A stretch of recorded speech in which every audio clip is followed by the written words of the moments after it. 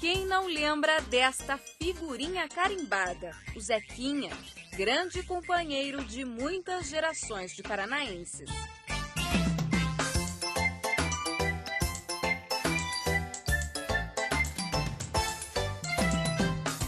As figurinhas do Zequinha surgiram em 1929. Os idealizadores deste personagem paranaense foram 4 irmãos poloneses: Francisco, João, Antônio e Eduardo Sobania. Eles eram donos de uma fábrica de doces. Usaram as figurinhas do Zequinha como uma estratégia de marketing para aumentar as vendas de uma bala que, convenhamos, nem era tão boa assim. Apesar de que as balas não eram nada boas, né?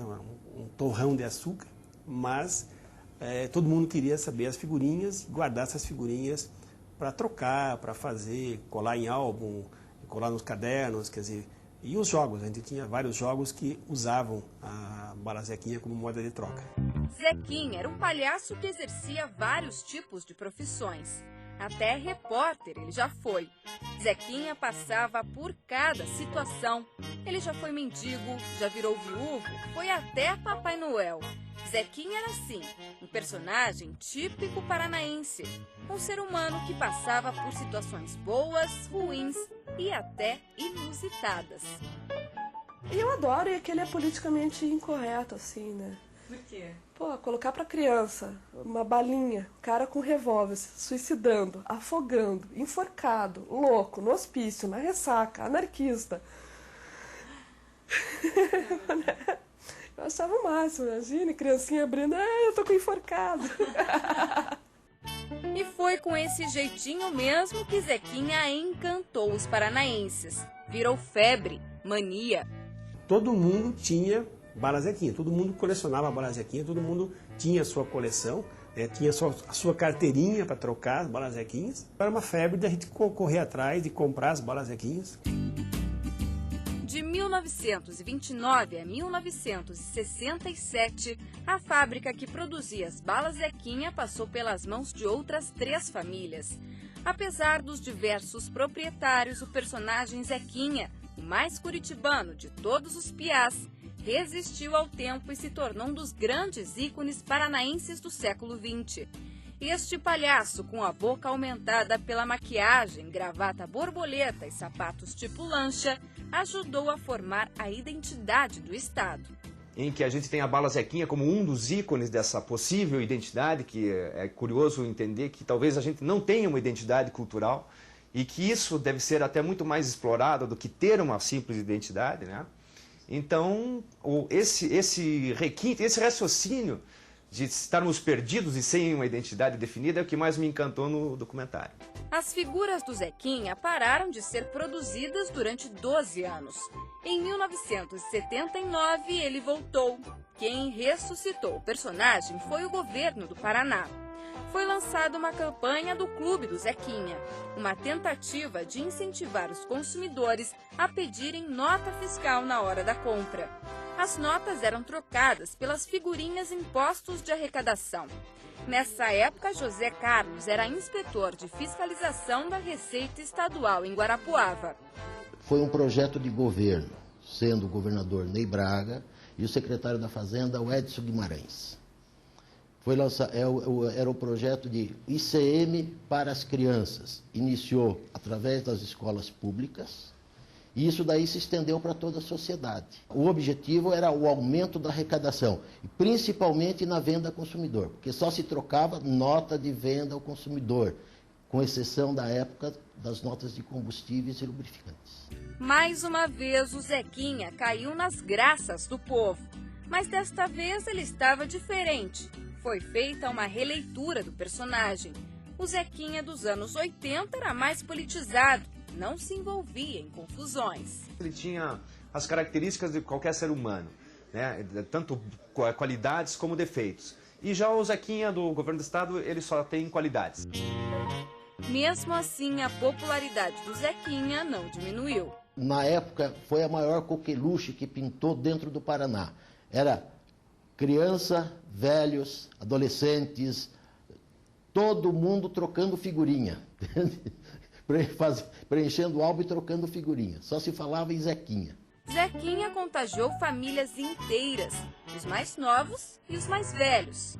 Você chegava na porta de banco e tinha adulto trocando figurinha, tá? Você ia naquele tempo não tinha academia, mas nos encontros esportivos, trocando figurinha. Ou quando muito, perguntando, você tem tal figurinha? Era todo mundo. Você chegava em casa no final do dia, o filho não queria saber o que você estava trazendo. Pai, tem nota? É isso que ele perguntava.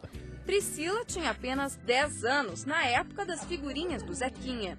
Mas não esquece o tumulto da casa dela quando os pais iam às compras e voltavam com notas fiscais.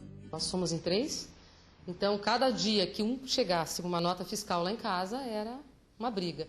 Então foi instituído que dividiria-se, né, o valor da nota nos pacotes de figurinhas e cada irmã ganhava um tanto de pacotes. Muitas crianças como Priscila aprenderam mais sobre o Paraná com o álbum de figurinhas. Na realidade eu não conhecia, por exemplo, o barreado, né? Quando eu vi o Zequinha comendo barreado, aí eu vi que era uma comida típica do litoral. Apesar da gente viajar muito, eu nunca tinha ido a Morretes comer barreado, né? A sapecada na Lapa, por exemplo, né? Não imaginava que existiria Lapa. Quem dirá a sapecada do pinhão na Lapa. Eu conhecia o pinhão na panela, aquele cozido. Agora a sapecada eu não conhecia. Então, na realidade, você conhecia o Paraná todo através do álbum do Clube do Zequinha. Naquela época, a comunicação era mais difícil. Então, as crianças visualizavam o que o Paraná tinha.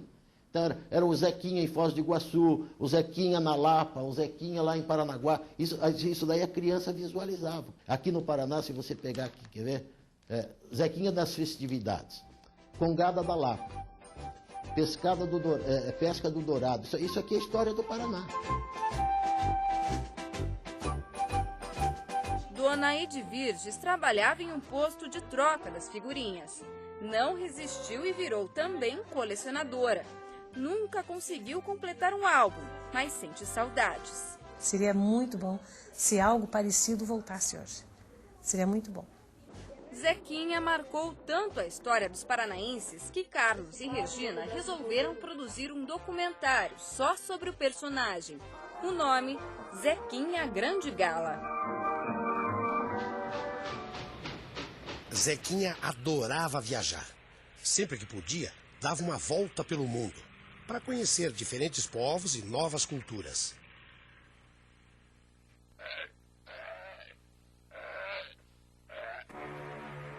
Quando Zequinha volta para o Brasil, de passagem pelo Rio de Janeiro, dizem que conheceu Getúlio Vargas.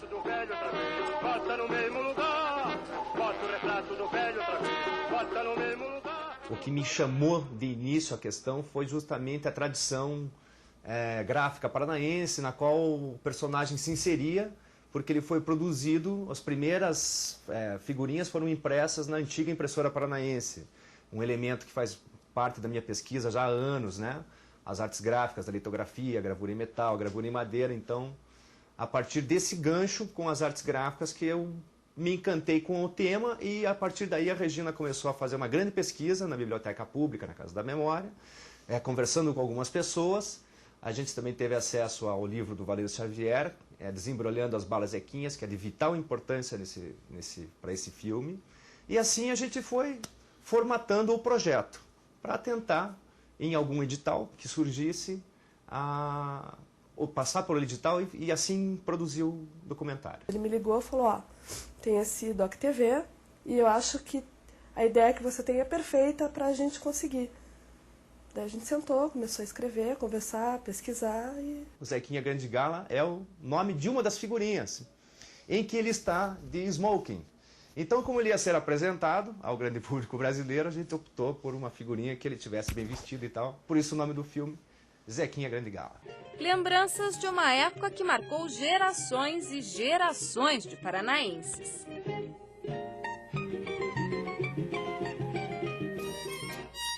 Zequinha era indivíduo normal. Tinha vida social e afetiva. Ia a clubes, gostava de dançar, arrumou uma namorada, noivou e casou.